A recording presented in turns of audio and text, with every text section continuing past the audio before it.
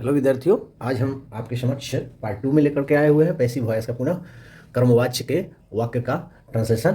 और पुनः आज हम पढ़ेंगे प्रेजेंट कंटिन्यूअस टेंस। ठीक है, तो यहाँ प्रेजेंट कंटिन्यूअस टेंस में जैसा कि हम लोग जानते हैं सिंपल प्रेजेंट कंटिन्यूअस टेंस में जो है प्रेजेंट में रहा है रही है दिया हुआ रहता है, लेकिन इसमें कर्ता विहीन वाक्य जो होगा उसमें अगर धातु के साथ या ये ई प्लस जा और तब रहा है रही हूँ आया हुआ रहेगा, उसमें कर्ता जो है गायब रहता है। और जिसमें कर्ता गायब रहता है वो ऑलरेडी हम बता चुके हैं कि वो पैसिव वॉइस होता है, यानी कर्मवाच्य होता है। इसमें कर्म की प्रधानता होती है, अर्थात कर्म ही सब कुछ होता है। इसमें ऑब्जेक्ट गायब रहता है। ऑब्जेक्ट अगर दिया हुआ भी रहेगा तो के द्वारा के बाद दिया रहता है, तो इसका वाक्य में किस तरह से बनाया जाता है, ऑब्जेक्ट यहाँ पे लाते हैं, उसके बाद भर तब बिंग लगाते हैं, V3 होता है, वो अदर वर्ड रहता है। जैसा कि हम लोग जानते हैं कि सिंपल प्रेजेंट टेंस में क्या रहता है, ईजारम दिया रहता है और भर में V4 दिया रहता है, ये नहीं रहता है। लेकिन पैसिव वॉइस जब होगा तो हम इस तरह का प्रयोग करेंगे। आइए एक दो वाक्य को देख करके समझते हैं। अब आपके सामने यहाँ पे दो सेंटेंस दिखाई दे रहा है, लड़कियों को शिक्षित किया जा रहा है। तो इस स्ट्रक्चर के हिसाब से धातु का है करना ना, तो यहाँ की के साथ या दिया हुआ है, की धन या ना, की धातु में या लिया हुआ है, तो करना में की धातु है,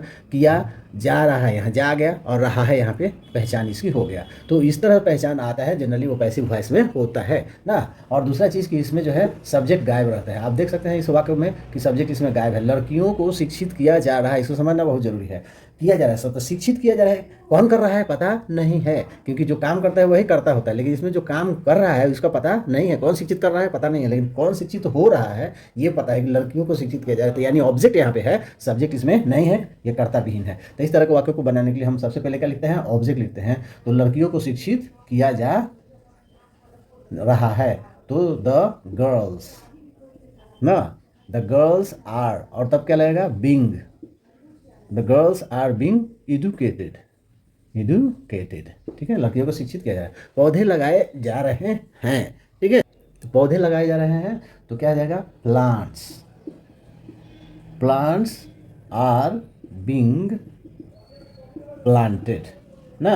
पौधे ही लगाए जाते हैं, कहीं कहीं गलती से लिखा जाता है कि पेड़ लगाए जा रहे हैं, तो भी वहाँ उसकी अंग्रेजी प्लांट्स ही होगा। तो आइए इसमें हम दूसरा देखते हैं कुछ उदाहरण जिसमें निगेटिव और इंट्रोगेटिव हो, वह स्ट्रक्चर वही रहेगा, थोड़ा सा परिवर्तन होता है। अब यहाँ पे 3 ठो आपका जो है उदाहरण दिया गया है और तीनों 3 नियम को शो कर रहा है। सिर्फ एक एक ट्रांसलेशन अगर आपको याद हो जाता है तो वैसी स्थिति में आप सब नियम को समझ जाएंगे, और इस तरह से रिलेटेड अगर कोई भी ट्रांसलेशन आता है तो आप बना सकते हैं। इसमें कुछ नहीं है, जो पिछला स्ट्रक्चर था वही है, सिर्फ इसमें नहीं लगा हुआ है। और इसमें क्या है कि क्या से शुरू हो रहा है, यानी इसको हम यस नो में जवाब दे सकते हैं, बनता वही है, सिर्फ उसमें से ऑक्सिलरी वर्ब को बाहर कर दिया जाता है। और इसमें जो है क्यों शब्द दिया हुआ रहता है, इसको हम कहते हैं यस नो क्वेश्चन, जिसका जवाब इसको हम कहते हैं डिस्क्रिप्टिव टाइप क्वेश्चन, इसका जवाब यस नो में संभव नहीं है। उसे क्यों पीटा जा रहा है, इसका जवाब यस नो में हम दे सकते हैं, नहीं दे सकते, जरा सोचिए ना। तो आइए इसको हम एक एक करके बनाने का प्रयास करते हैं।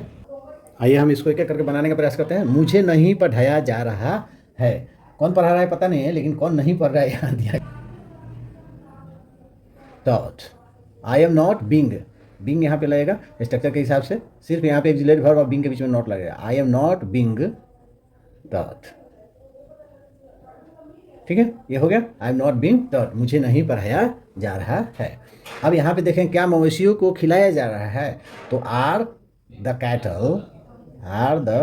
कैटल बीइंग फेड, हाँ, क्या मवेशियों को खिलाया जा रहा है, are the cattle being fed. Feed मतलब खिलाना होता है और फीड का V3 फेड होता है। उसे क्यों पीटा जा रहा है, तो जैसा कि आप जानते हैं कि डिस्क्रिप्टिव टाइप जब क्वेश्चन रहता है तो उसमें WH शब्द को प्रयोग पहले किया जाता है, तो इस क्वेश्चन वर्ड को पहले हम लाए वाई, और बाकी इसके जैसा ही इसको हम उतार देते हैं।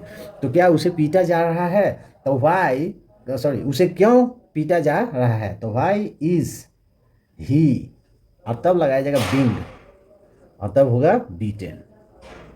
ठीक है, यहाँ पे प्रश्नवाचक चिन्ह हो गया। और इस प्रकार आप देख सकते हैं कि यहाँ पे आपका 1, 2 और 3 नियम हो गया। आप निगेटिव है ये, और इसको पहले वाला नियम हम सिंपल अफर्मेटिव सेंटेंस पढ़े हैं, इसमें भी निगेटिव आ सकता है कि क्या मवेशियों को नहीं खिलाया जा रहा है, और इसमें भी निगेटिव आ सकता है। अर्थात इससे 2 सेंटेंस, इससे 2 तरह के सेंटेंस, एक सेंटेंस ये और एक पहले पढ़ाया गया, यानी टोटल आपका इधर 2, 2, 4 और 2, 6 तरह से सेंटेंस आपको एग्जामिनेशन में पूछे जाते हैं। इसी के साथ ही यह कंटिन्यूअस टेंस का जो पैसिव वॉइस है वो समाप्त हुआ। हम अगले आपको लेकर के आएंगे परफेक्ट टेंस को। तब तक के लिए धन्यवाद।